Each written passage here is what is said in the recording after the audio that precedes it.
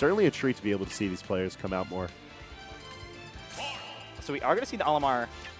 Dabuz saying, hey, you know, just because I had to pull out my Rosa doesn't mean I have to pull it out against you. And, you know, like, Dabuz actually managed to beat Mr. E with his Bayonetta last time they played, twice, in winners and grand finals.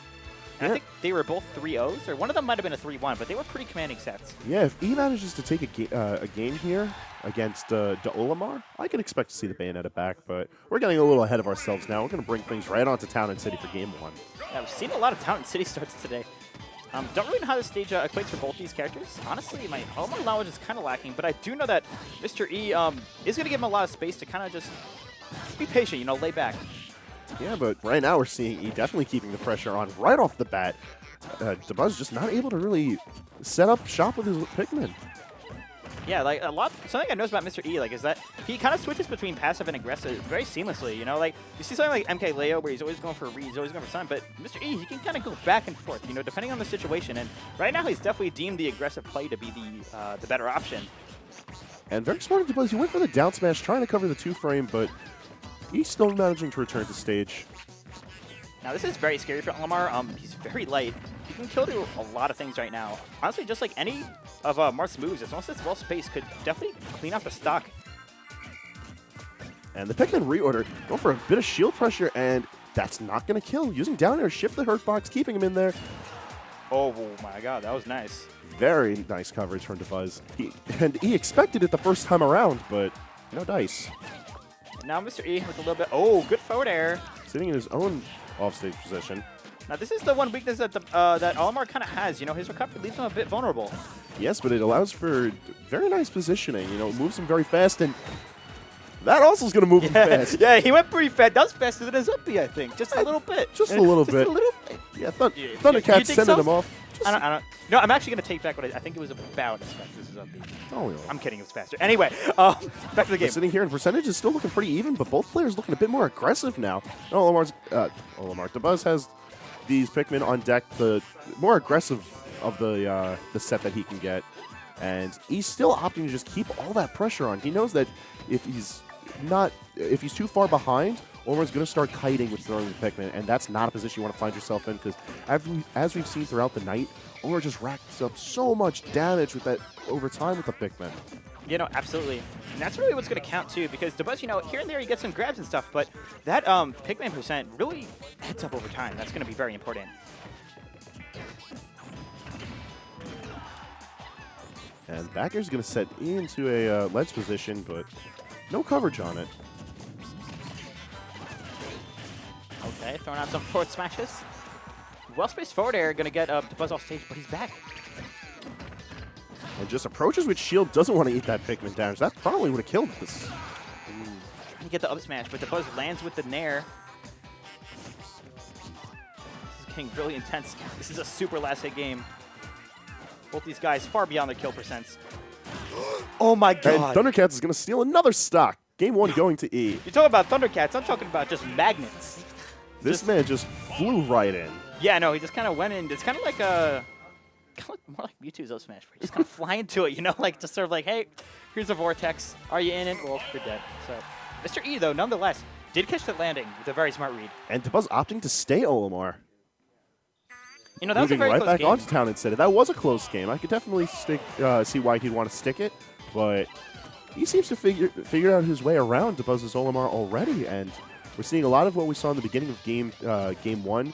He's just trying to lock himself onto Dabuz, but we're seeing a change from Dabuz, just throwing Pikmin out right away. Yeah, definitely. Also, Mr. E adapting to that change.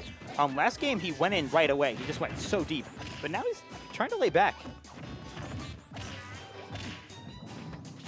And plenty of good damage from Dabuz. You know, now that he's got that time to establish his Pikmin, establish the board, he's able to just run right in and rack up that damage. And he's got plenty of the lead. He's got the stage control. And now he's sitting in a dangerous situation. Yeah, no, absolutely. 103% on Mr. E. Dabuz barely been touched this game. I may have spoken too soon. We're looking at a little bit of a reverse situation from game 1, but Yeah. No, absolutely, too. If there's something that we can see from Mr. E, he's very good at catching Dabuz's landings with that up B. So you know what? All it really takes for Dabuz is like maybe just one faulty landing or a forward smash. Yeah, that'll do it too. Yep, indeed, forward smash. That is going to do. And with only 47% on deck, this is looking pretty like a pretty strong lead for Dabuz. You know, absolutely. No, Mr. E taking that last game, but Dabuz not getting flustered by it, even bringing it to the same stage and saying, hey, I can win here. And that takes a lot of confidence. The filthiest of pivot grabs. Movement so clean from Dabuz, but That was a good up. Oh my god, that was so good. Coverage. He knew that Dabuz was going to tech that, and he managed to cover it with an early back air. Such now that is just like some super top level play right there. So smart by Mr. E. And not just that, it was a matter of knowing your opponent. These two have played each other for so long, not just in this game, but in previous iterations of Smash. Yeah, I'm sure these two definitely know a lot of the tricks that each other has in their bags. And even with 90% on the board, E is not afraid to put the pressure on. He knows this is the kind of situation he wants to be in.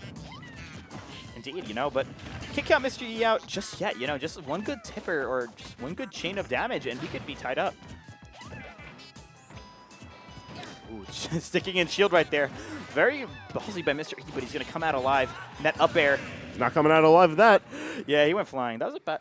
Okay, on a scale from 1 to 10, how fast was that compared to Olimar's up B? Purple.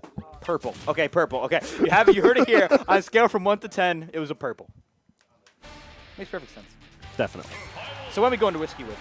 No, we're going back into the town. We're going back to town. Mr. E saying, I won that first game. We're going to bring it back. And these have been close matches still. Yeah, very close. Even that last game, like, Olimar had like 60%. You know, it was pretty close to being last hit. Yeah, even though Dabuz definitely took the lead, he was still in a dangerous spot because he was managing to adapt to Dabuz's changed style of play. He's a bit more aggressive, but you know, now we're seeing the cat and mouse. A lot of damage on board right out the gate. I think that's actually really the perfect way to describe this matchup. You know, Dabuz's got to run away. He's got to make sure that he's doing things really smart. You know, it's kind of like if he places stuff around, he could do really well. But Mr. E is totally the cat. Okay, we're coming back down. Yeah, and he's the quick forward smash. And we're seeing a repeat of game 2. Not a lot of percentage on Dabuz, and very quick, too, still in the first minute of the match. That was right after Mr. E got back on stage, too. Must have been a just kind of shocking option, but Dabuz going to take a lead. And these juggles looking clean. And Dabuz, too, I know he's an advocate. He thinks Olimar's a good character. I know a lot of people don't really know where to place him on the tier list, but he's a character we don't see a lot of representation of, and what better of a player to see here in the States than Dabuz, someone who's proficiently used Olimar for so long. Yeah, absolutely. You know, he's really changing up his norm. You know, using that Rosalina for a while, but point out the Bayo and point out the Olimar.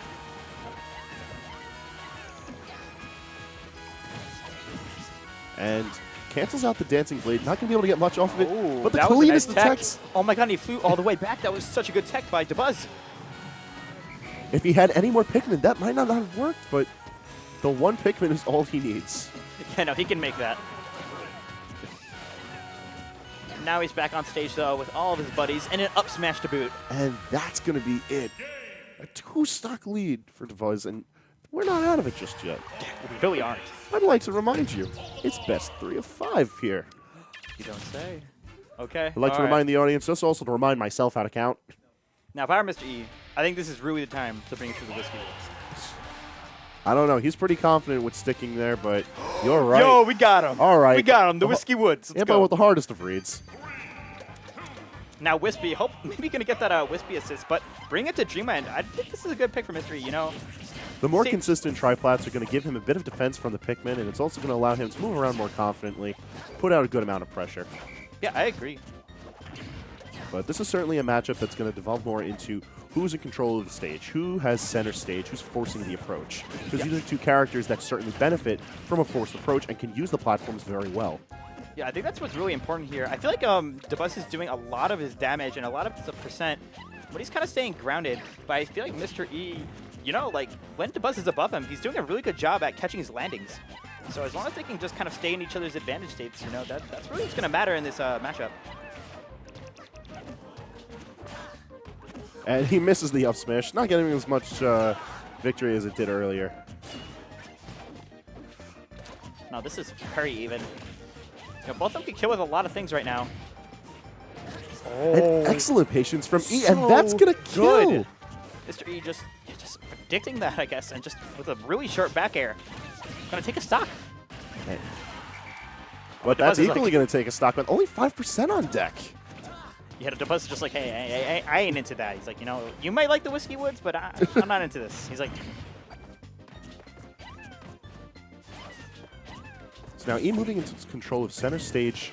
It's not really doing him much. Dabuz is just sort of moving in on him freely. With the pressure put out by the Pikmin, he's able to move in with Olimar so cleanly.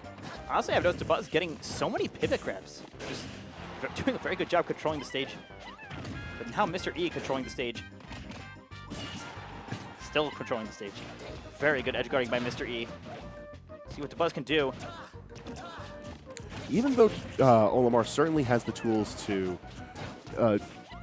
position himself wherever he wants to recover, the ledge situation's much better for E because it lets him rack up that damage. And while Dabuz has the Pikmin to get that damage over time, that ledge situation is just so important to keep evening things up. Yeah, no, really. Like, both of these, like I said, like I said, that was a forward smash. He just rolled right into it. And that's going to be a 3-1 for Dabuz, letting him sit comfortably in winner's side of Grand Finals. Yeah, and Dabuz, too.